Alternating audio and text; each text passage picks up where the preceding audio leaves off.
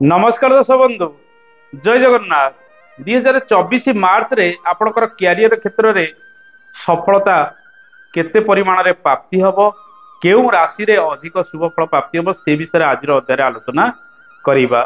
दर्शक बंधु मार्च मासरे अनेक ग्रहंकर परिवर्तन रही पूर्वर 12 गोटी राशि फल मध्य आपण देखिचंती किंतु आज अलगा स्थिति विषय किसी आलोचना करिबा। वास्तव में आपण को फल गुड़िक मिलिबो कि नाही से विषय में चर्चा करिबा। मूलरू शेष पर्यंत अध्यायटी देखिबे। मार्च मास जदि मुख्य ग्रह मानकर स्थिति आम देखिबा रवि कुंभ मीन रे रहिबे, बृहस्पति मेष रे रहिबे, राहु मीन रे रहिबे, केतु कन्या रे रहिबे, शनि कुंभ रे रहिबे, मंगल मकर एवं कुंभ रे रहिबे, बुध कुंभ मीन रे रहिबे, शुक्र मकर कुंभ रे रहिबे।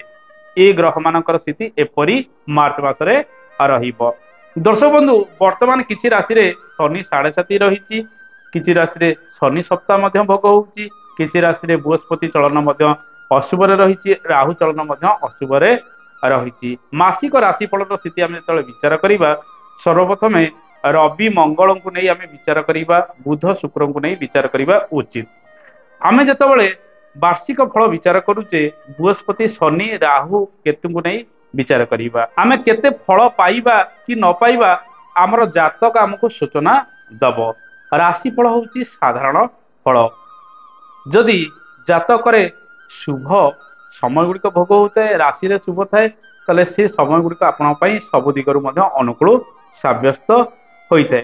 मार्च मासरे आमे जो देखिबा मेष राशि रे क्यारियर क्षेत्र में अनेक शुभ फल प्राप्ति होबार योग रही। आर्थिक क्षेत्र में मध्य एमाने किछि उन्नति करि पारंती। वृष राशि रे मध्य क्यारियर क्षेत्र में किछि उन्नति आसीबो, रोजगार किछि बढ़िबार संभावना मध्य रही। मिथुन राशि रे मध्य समान स्थिति रहिबो, नूतन कर्म आरंभ करिवे, चाकरी बाकरी क्षेत्र में सफलता प्राप्ति करिवे। आर्थिक क्षेत्र में मध्य शुभ फल आपनक राशि रे मिलिबार संभावना रही।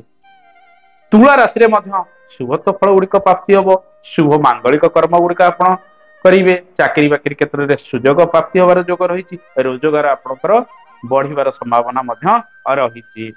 धनु राशि व्यक्ति मानक शुभ फल प्राप्ति हम, शुभ मांगलिक कार्य गुड़िक करेंगे।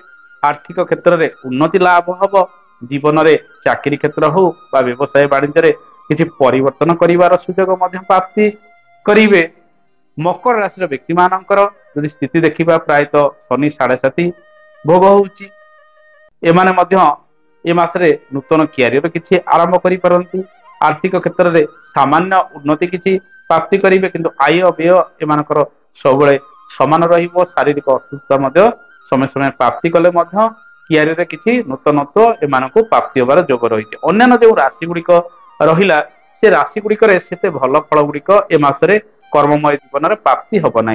सेमाने टिके अधिक स्ट्रगल करिवे, परिश्रम टिके अधिक करिवार संभावना रही। विभिन्न क्षेत्र में सेमानकु धा दौड़ा करिवार संभावना मध्य रही। कुंभ राशि शनि 7.5 प्रभाव रही। अधिकांश ग्रह प्रायतः अशुभ रे रही, किंतु मासर द्वितीयार्धरे सेमाने किछिटा क्यारियर क्षेत्र में उन्नति प्रगति करि पारंती। दर्शक बंधु वास्तव में यह केते दूर आपनक पई फलप्रद रहिबो गोटे उदाहरण माध्यम रे आमे बुझिबा। गोटे जातकटी आमे संक्षेप रे चर्चा करिबा। वर्तमान स्थिति कोन रही, राशि स्थिति कोन रही, दीटा पर्याय आमे ताकू बुझिबा। आसंतो जन्म जातक विषय चर्चा करिबा।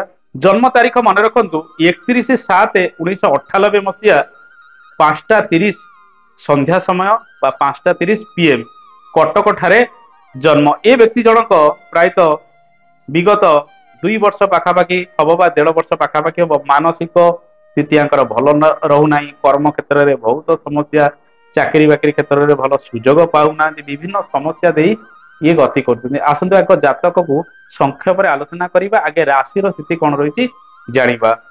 आंकर ग्रह स्थिति जो देखिबा मकर लग्न, आंकर स्वाति नक्षत्र, तुला राशि।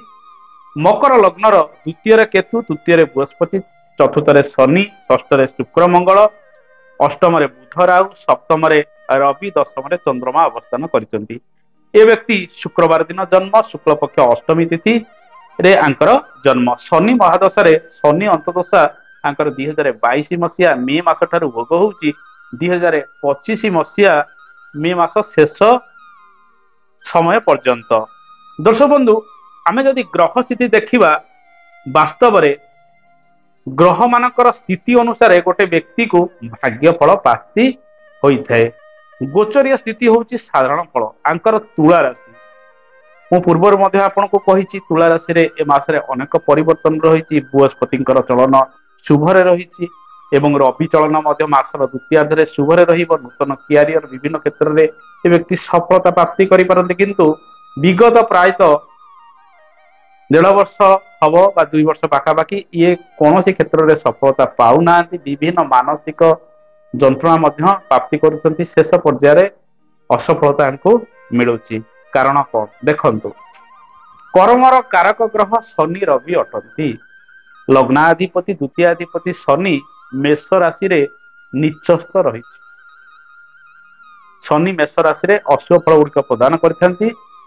जदि नीचरे से संपूर्ण रही था, नीच भंग राजयोगे न था। जब नीच भंग राजयोगे शनि रे ताहले क्यारियर क्षेत्र में परिवर्तन आपणकर आसीबो। वर्तमान शनि महादशा चली लग्न पर शनि निजे लग्नाधिपति होई अनेक शुभ फल मध्य प्रदान करने कथा, किंतु शनि निचस्थ होइथिबारु चतुर्थ स्थान होची मानसिक सुख स्थान। मानसिक जंत्रणा को प्रदान करुच्ची। पारिवारिक अशांति वृद्धि होची। विभिन्न क्षेत्र में से चेष्टा प्रचेष्टा करुचंती, किंतु तांकू सफलता से अनुसार कर्म क्षेत्र में मिल पारु नाही। कारण धनर मालिक शनि निचस्थ होई तांकरी समय मध्य चालुची। तेणु धन प्राप्ति हबार सुजोग आसुतिले मध्य शेष पर्यायरु ये वंचित होउचंदी एवं शरीर समय समय मध्य असुस्थ रहुची। मानसिक रूपे ए दुर्बलता प्रकाश करुचंदी एवं शत्रु बुद्धि किछि ना किछि आंक पछरे रहिछि। तेणु जातकरे देखंतु समय वर्तमान खराब कौन ना कौन स्थिति आंकर चली। राशि रे भल थिले मध्य फल आंकु से अनुसार मिलू नाही। ये जीवन रे बहुत स्ट्रगल मध्य करि पारंती। भाग्याधिपति बुध बकरी होई राहु युक्त होई अष्टम स्थान रे रहिचंदी। पंचमाधिपति मध्य देखंतु जातकरे चतुर्थाधिपति सहित जोग होई शुक्र जे कि षष्ठ स्थान रे रहिचंदी। तेणु जीवन रे परिश्रम संघर्ष आंकर बहुत रहिछि। तेणु जेतेबळे दशा आपण फेवरेबल हब बा शुभप्रद हब, अंतदशा जेतेबळे आपण शुभप्रद हब एवं से समय गोचर जदि आपणकर राशि रे शुभ फल गुड़िक रही थाए ताले आपणकर कैरियर क्षेत्र में, आर्थिक क्षेत्र में, मानसिक क्षेत्र में, विभिन्न क्षेत्र में आपको सफलता प्राप्ति हब। आपण जीवन में उन्नति प्रगति हब। आहरी किछि अनेक ए जातक रही। ए कार्यक्रम आमे कौन जानले जे राशि अनुसार सब हमको फल गुड़िक मिले ना। दशा अंतदशा घटना घटेया प्रपोजाल गुड़िक निर्धारण करिथांती। राशि रे जेतेबेले ग्रह मानकर परिवर्तन हुए से समय घटना गुड़िक घटे। जदि प्रपोजाल नाही ताले घटना घटिबार संभावना कमी रही थाए। मन रखिबे, जदि बिल पास हेई नाही ताले रोड काम केमिति हबो। तेणु आज अध्यायटी एमती थिला। आशा करे आपको भल लगी। पुणी आगामी अध्याय आपको देखा हबो। रहुची। जय जगन्नाथ। धन्यवाद।